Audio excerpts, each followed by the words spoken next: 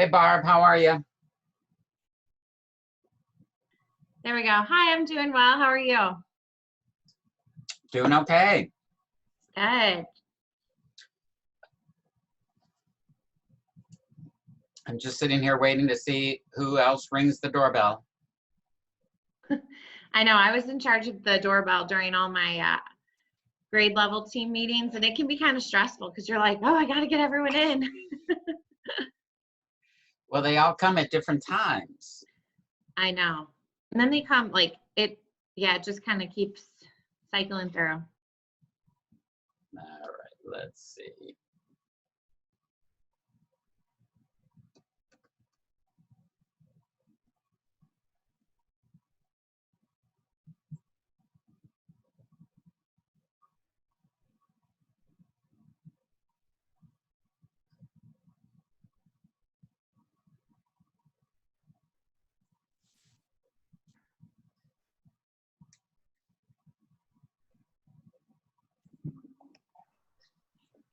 Hi, everybody. Hi. We'll wait a couple more minutes to see who else is going to join us. Are you guys able to see my screen? Yes. Yes. Thank you. Sorry, I will likely rock back and forth because I have a baby in my arms. Aw. You're just fine. That's all I do on videos is I just rock back and forth so he's quiet.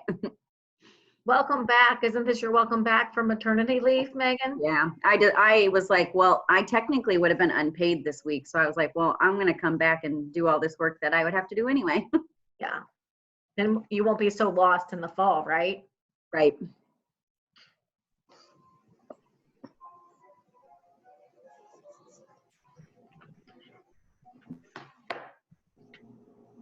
Where's the baby, Megan? He's right here.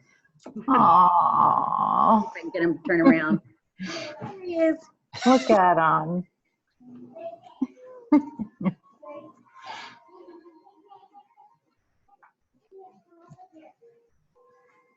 Is he sleeping at all for you? He's not too bad. I thought about you during the parade, and I wondered if that was your first time leaving him. It was. Mhm. No, I take that back. I went to school Monday to close out my room and I left him for a couple hours then too. That was my first time leaving him. It's hard. I was kind of okay with it. I needed to get out of the house and away from him and Lily. I guess being forced to stay at home would help with that a little bit. Yeah. Well, sometimes I need some adult interaction too. When you talk to a toddler and a baby all day.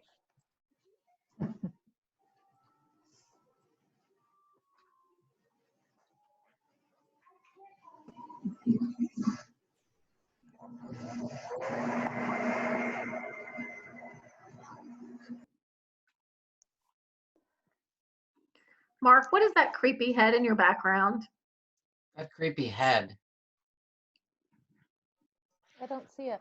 Over your, right there. What is Oh, My son painted a portrait of me some time Oh, it's ago. a picture. It looks three-dimensional. I was like, what is No, that back there? Secretly, Mark has been engaging in cloning all this time. Yeah. It's a scary thought. What I love is the portrait of me you referred to as creepy. That's what. Heather. You're not creepy, Mark, but it Thank looked you. three-dimensional. It looked like just a head sitting back there. It's just your clone that's creepy, not you. All right. I have one person that I'm after reading all the Zoom bombing messages. If I don't recognize somebody's name, I don't feel like I need to let them in the course. I know Steve's gonna join. Steve's in. The Oh, okay. username is LTFJHNSN. That sounds fishy. Lateef Johnson, most likely. Oh, thank you. I was hoping somebody would recognize it. That makes sense. He's legit. Man, I never would have gotten Lateef out of that. I'm glad. Lauren Watts had a student rename himself as Not Nice Man. huh. So I didn't know if I should let that person in my Zoom meeting. That one made me a little nervous. I don't think I would either. I did it for a while, and then his mom emailed me. It was like, he can't get in. And I'm like, well, he's named Not Nice Man. So that's why I'm not letting him in, because I didn't know who that was. All right, well, I'm not gonna lock the meeting, but I'll just listen to see if we get any more doorbells ringing. So I'm glad you guys all joined. It looks like we have quite a few people in here, 29. Hopefully the course has made sense for you this morning in terms of, we're kind of feeling, trying to support the ES and the PS people as much as possible, because this very well may be your first Canvas experience, unless you've taken a recent class at UC or Xavier or something like that. This might be your first time in Canvas. This is a open session question and answer. I'll go through some information, but please feel free to unmute yourself. If you have a question, go ahead and ask it at the time that it hits you. Don't feel like you have to, we don't have any special protocol that I'm going to be putting in place for this. So if you've got a question, just shoot with the question, okay? So Google certification, this is something I will tell you first off. Kirk Konecki is a huge fan of Google certification for teachers, as am I. And the main reason that I like it is that two things that it accomplishes that not a whole lot of training does. It is designed for teachers. It is designed with the teacher in mind. It is not a tool that you go out and learn and then have to figure out, how can I make this work in the classroom? It's taught from the perspective of a practicing teacher and how you might use this in your classroom. The other thing that I think that it does very well is that it shows you how Google, it's called G Suite, is the product that we use. It really shows how the tools really are a suite of interconnected products and applications. And those are the two most powerful things. And with us converting to Gmail this summer, the kind of the circle of connection between the apps is complete. So I'm just going to run through some information on it and then end it with a pitch. And again, feel free to pop in at any time with a question that you have. So you've probably seen these Sylvia Duckworth little illustrations that she does to share her learning. The thing that I like about her list of 10, and I won't read it to you, but the ones that really hit me is number 4, learn how to create a more student-centered classroom. So this is about you teaching, but this is also about you showing and demonstrating for students how to use these tools in the classroom in a more immersive way. And 8 is also something that I like to think of. We talk about a growth mindset all the time. We want our kids to exhibit a growth mindset and to embrace new learning and to challenge themselves.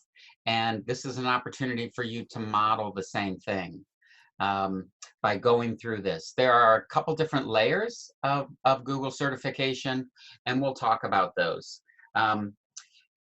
But certifications are nothing new in terms of the tech industry goes, but Google a number of years ago decided that they wanted teachers to be able to get a certification on how to use this platform as well. The test has been around at least 3 years, if not a little bit longer. The test does change and update as the tools update, but it doesn't update so frequently that, for example, last week, Google Classroom, for your Google Classroom users, Google Meet is now integrated with Google Classroom, that you can launch a Google Meet with your students right from Classroom. That wouldn't be on the test. So they have an outside company that does some of this testing. So it's not like it's super up to date, but they do keep it relatively updated. So level 1 really its goal is to show a person who's gone through the process is able to implement G Suite in their teaching in order to enhance teaching and learning. So that's the whole idea. It's all around the teaching and learning. It's not all about where the clicks are. It's clicking with intent to increase and enhance teaching and learning. This is the, in the sharing my learning, I shouldn't call it that. That was our original name. That Learning with Colleagues page has, if you go to that page, the URL for this presentation is shared, and as long as you're in your Indian Hill account, you can go through the presentation. The link right here, Teacher Center with Google, is really, this takes you to the training. The training is asynchronous. It walks you through. There's a number of different units that you go through, and it takes you through a lot of different tools. A number of tools you probably never would have used before. This is the link that you'll want to get there. So feel free as we're going through this to look and see what you might already know or feel comfortable with. And as you log in and you go through the materials, it keeps track of where you are. So it records what modules you've completed and which ones, so that when you go back and work on it later, you don't have to remember where you left off. It just picks right up. But there's a couple different levels. So you have level 1 and level 2. I would recommend everybody should start with level 1. And then ideally we would get, if you do level 1, to move to level 2. Then you have a level that maybe for the classroom practitioner, it's probably not necessary, but it's something that like Ashley and Lauren have gone into, and that's to be a certified trainer. That's a whole nother process. You have to document a certain number of training sessions that you've done. And then there's even something called Google Innovator, which is even a little more exclusive. They usually only have one cohort in the United States a year. So it's been in Chicago, it's been in LA. I don't know where it is this year. I'm not even sure if they're doing it this year. But these people have to go and really, they have to create a new Google centric tool that can be used in the classroom. And I've linked to the directory of projects that they have out there. So for example, how many of you have done a breakout before? Hopefully a lot of you, or at least you know what it is.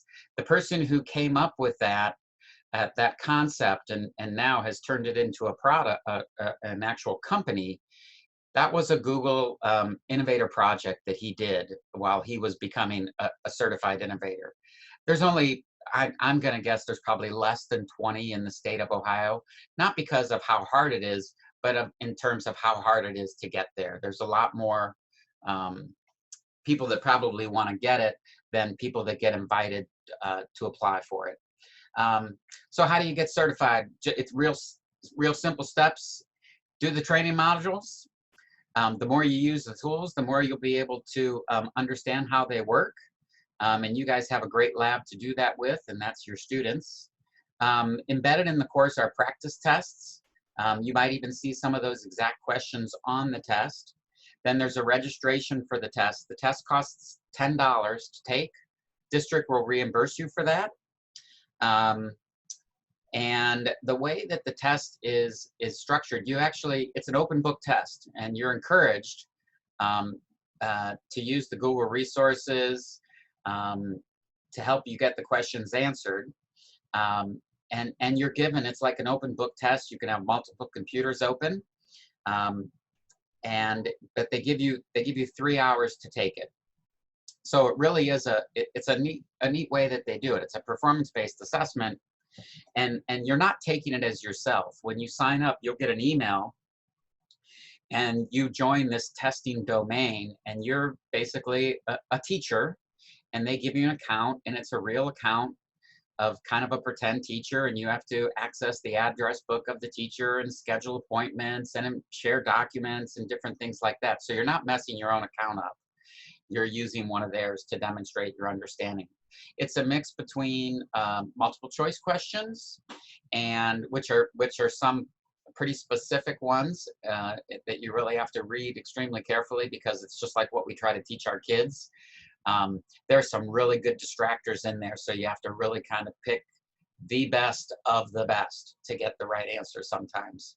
And then when you pass the test, my understanding is that some of it is graded by AI. You will get a certificate and a little badge that you can do with what you want.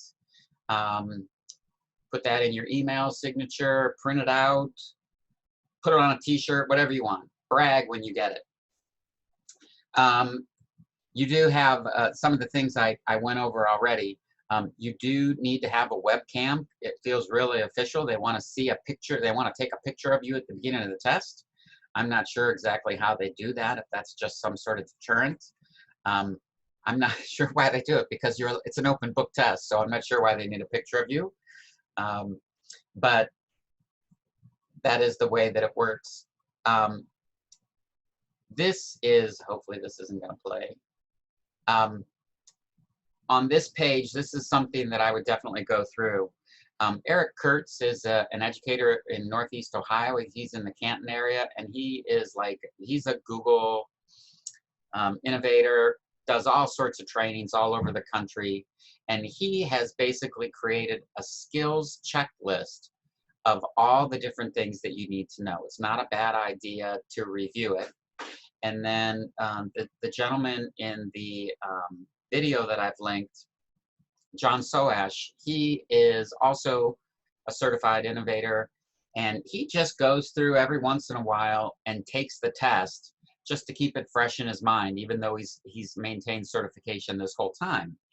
And you do have a non-disclosure agreement when you start the test, like, you know, the first rule of Fight Club is don't talk about Fight Club. First rule of Google Test is don't tell people exactly what was on the test. But so he goes through and tells you in a general way what to expect on the test, and shows you the way that he has his environment set up, and talks a little bit about the test. Doesn't give you specific questions, but tells you what kind of resources you're going to need. So I would recommend that you go through that at some point. A couple of years ago, I did a summer course for people that wanted to receive credit for getting Google certification. It does take about 10 to 12 hours just to go through the materials, which is a variety of reading and then some Google videos that you're watching. Most of the videos that you're watching are teachers talking about how they use the product in their classroom, and how they it helps them in their classroom facilitate the learning process. So if you go to this site, they're kind of my notes on as I went through the different materials, and then a little video overview about each one of the units. But if you go through at the beginning of each unit, they tell you about how long each part of the unit is going to take. But there's probably about 30 different pieces, and each one of those pieces is probably anywhere from 15 to 30 minutes. So when it's all said and done, just engaging with the content is about a 10 to 11 hour process, but you can really pace yourself. I hadn't seen this before, but in getting ready for this, I did find this. Somebody built for their district a practice exam. And just be aware that when you use this, some of you might have heard of Edmodo, which is a kind of an online platform, and it's an app. So when you click on this Google EDU exam practice, it'll ask you, just like when you're installing something, it'll ask you to give certain permissions to your files in your drive, because it needs that for the test. So you can go ahead and accept that. But then this second link over here shows you how to turn that off. And this link takes you to, it's interesting if you want to go to this link at some point for yourself. It shows you all the other places that you've set, you know, when you click on an add-on or when you click to install something, it'll say, we want to see it. You're going to share your files in your drive, and you're going to share your contacts. It's good every once in a while, just for security, to review that and see who all you've shared, what all companies you've shared your information with, and you can easily remove that. And that's what this person says, is that after you take the test and you see how you're doing, go ahead and remove those permissions, because you might not need Edmodo anymore. I want to say when I took the test, it was, I took a solid 2 hours to do it. And you take a solid 2 hours to do it because some of the things you're like, oh, I want to verify that answer. Let me look that up. So it's not like you're madly typing to finish an essay like you might in a timed environment. It's more like you want to just verify your information and look up certain things. You do want to do it if you have kids. You probably want to do it after they go to bed so that you're not going to get the constant interruptions because the clock is running. Let's see what else. If you don't pass, which happens, you can pay it again, and you can take it within 2 weeks. If you fail a second time, you have to wait 60 days to take it. And then if you don't get it, then you have to wait a year. But it is one of those things that I can tell you from talking to other people that if you feel like you know Google pretty well, you're probably going to fail the exam without going through the materials, just because some of the questions are super specific and come right from the material. But if you go through the materials methodically, it really shouldn't be an issue for you to pass it. This, as you're taking the exam, this is the Google support site. It's broken down by the different products. So this is one that you're going to want to have a shortcut, because Google does a real good job of answering how to use their own products. And you'll want to access this during the test. And the nice thing is, they're giving you the resources to be successful. You're not cheating. They encourage you to do this. So if the resource is available, they're saying use it. And one of their best tools is their support site. This page, I won't go through every single thing. That it is a little bit confusing how the process works, in that you sign up and then that you wait a day or two, and then you'll get an email telling you how to create your account and how to get in and use it. So this is when you register for it, you do get a link, and it's good for a certain amount of time. So don't sign up for it until you feel like you're going to have an interrupt, and don't sign up for it and then go on vacation, because the link might time out. Not that, so it might be the perfect summer to do this if you're kind of still semi-sheltering in place. Or if you go out of the state and then you have to self-quarantine for 2 weeks coming back in, another perfect time to take the test. So I know I've gone through a lot of stuff. One thing that to know about the test is your certification lasts for 3 years. They email you at the end of the time period and basically tell you, oh, your certification's coming close to an end. It's time to test again. So for me, it is time to test again. I'll be doing that this summer. I think it would be fun to do, well, fun might be stretching it. I think it would be advantageous to do as a cohort, where I'm certainly willing to organize a time for people to get together, to put together a schedule, and then to maybe check in once a week to discuss materials that were reviewed from the previous week, with the goal of taking the Google certification assessment perhaps at the end of July or early August.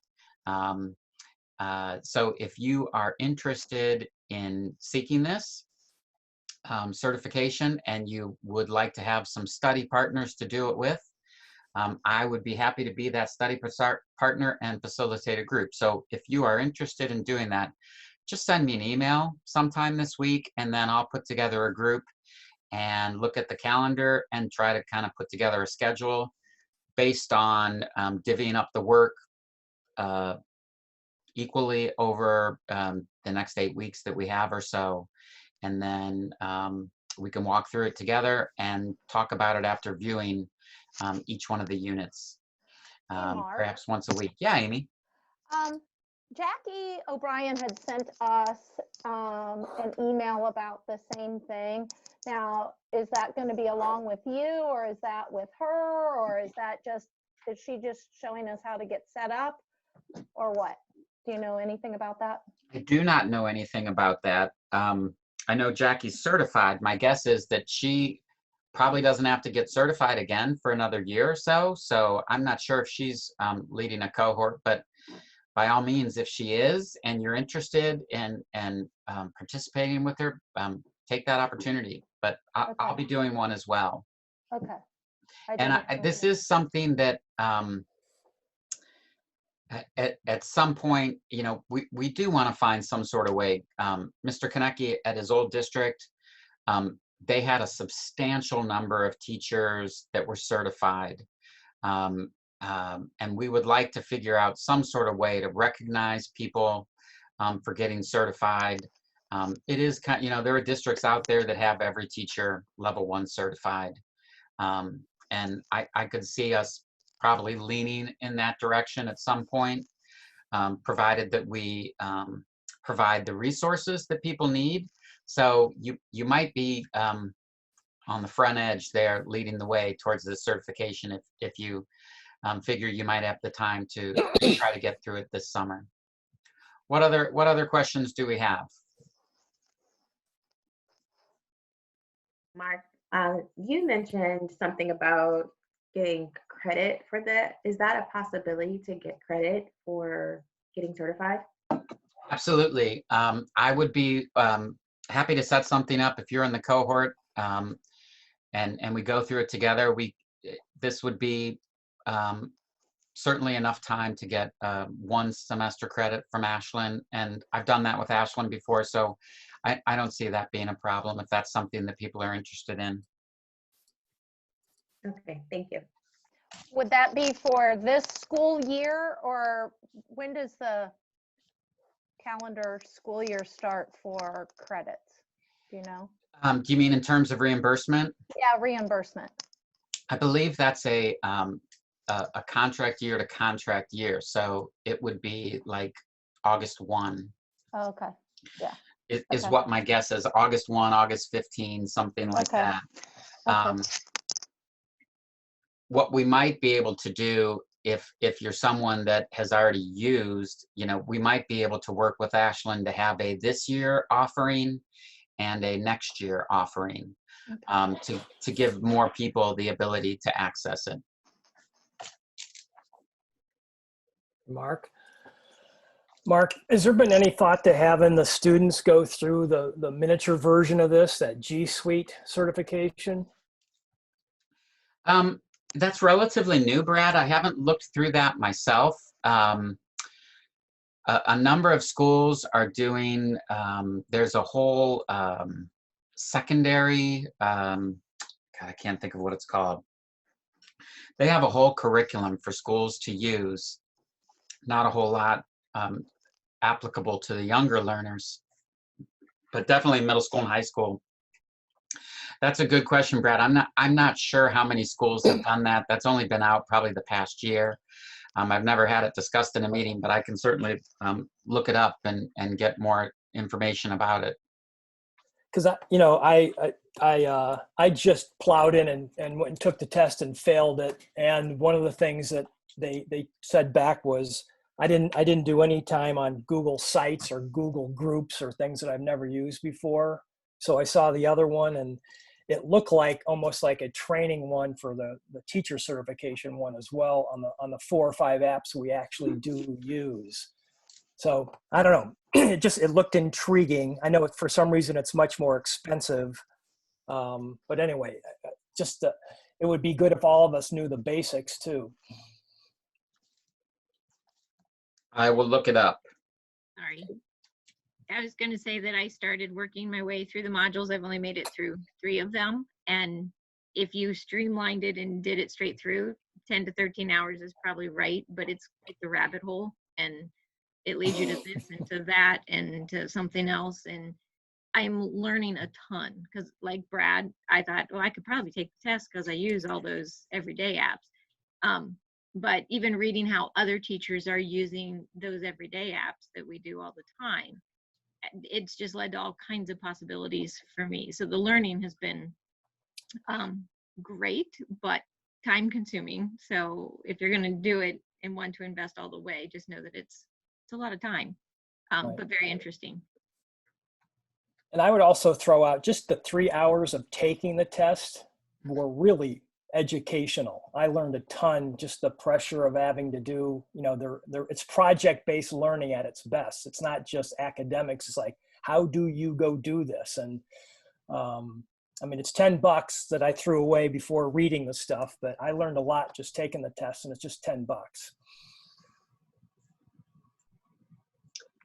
Well, unless we have any other questions, I don't want to keep anybody longer, but for the last 2 or 3 minutes, I would love to get a little bit of feedback in terms of how has today gone so far? Were the instructions clear enough to get you moving forward? Any feedback about the course? Amy, you're muted.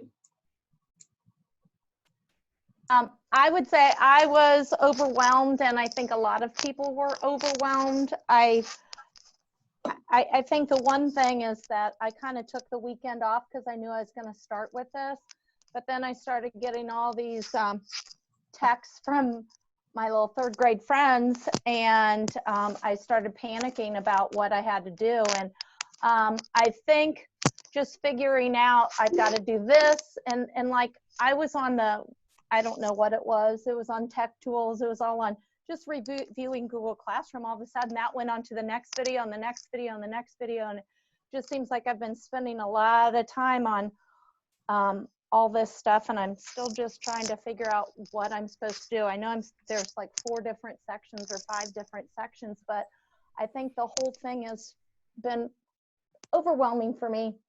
But I've enjoyed these little meetings that I've been going to today. So well, by the end everything of the week, I'll be fine.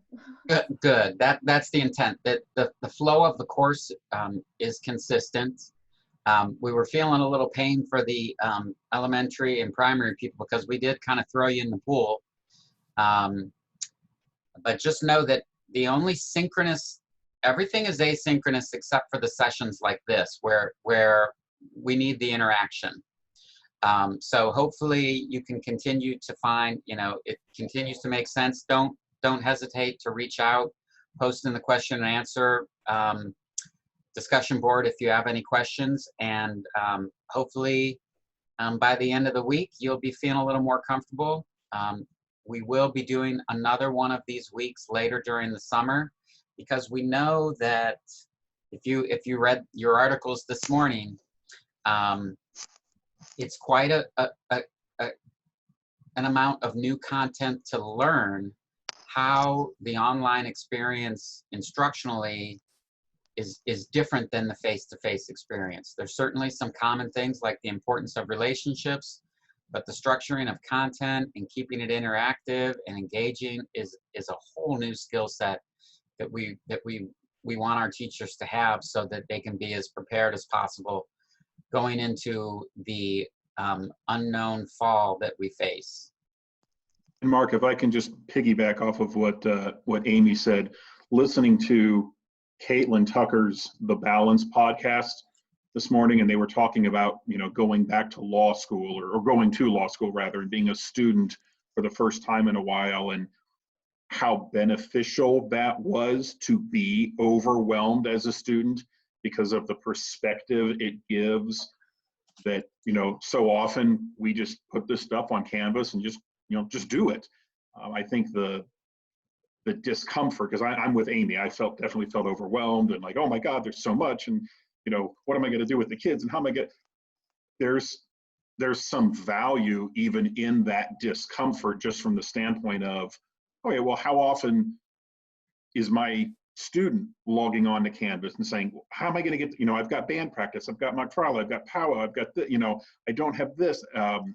So it's definitely been a productive discomfort, if that makes any sense. It totally does. Question mark. I was having a hard time with the instructional application section. A lot of those weren't working for me. Mhm. They were saying they weren't unlocked. Are there quite a few of those that aren't? I saw the note that maybe the rethinking assessment and the 4 phases, but I also couldn't get, there were several others that I couldn't get. The who asked whom and the engagement versus entertainment ones weren't working for me. Was I missing a prerequisite or something?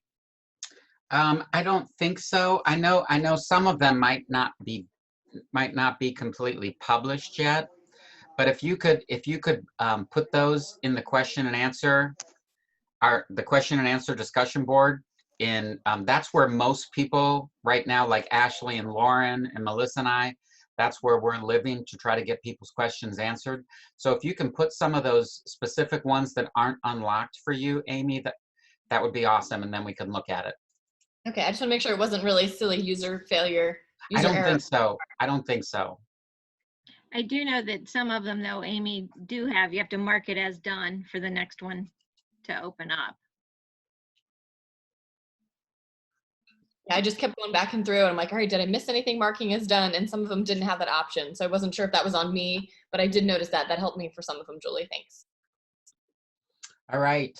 Anybody else? On that, I was just going to say, I already reached out to the tech department about that not being available, that specific one, the 4 whatever bits, and they said it's not ready yet. So we have to wait a few days or something. Okay, there you go. Thank you, Monica. All right, I will let you guys go and look forward to spending time with you during the rest of the week. Thank you. Thanks, take care. Thanks, Mark.